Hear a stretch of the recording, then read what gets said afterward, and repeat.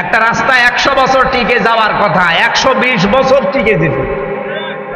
100 টাকা বাজেট হয় একটা রাস্তায়, মাত্র 3 টাকা খরচ হয়, আর 97 টাকা ওই সে মন্ত্রণালয় থেকে এই আল্লাহর ওলি পর্যন্ত আসতে সব সিন্নি হয়ে যায়, হয় না। এই জন্যই তো আমিরে জামাত ডাক্তার শফিকুর রহমান এই যে জাতীয় সমাবেশ সেদিন 19শে জুলাই এমনি ঘোষণা দিয়েছে যে আমরা যদি সত্যি এদেশে যেতে পারি, বাংলাদেশ জামাত ইসলামী থেকে কোনো এমপি মন্ত্রী সরকারের কোনো গাড়ি নেবে না, ট্যাক্স ফ্রি গাড়ির ব্যবহার করবে না, নিজের গাড়ি যদি সাইকেল থাকে সাইকেলে যাবে, এমনকি সরকারের যে প্লট ফ্ল্যাট এগুলোও নেবে না, দরকার হয় নিজে ভাড়া থাকবে, যে কয় টাকা পাবে সরকার থেকে ওই টাকা দিয়ে।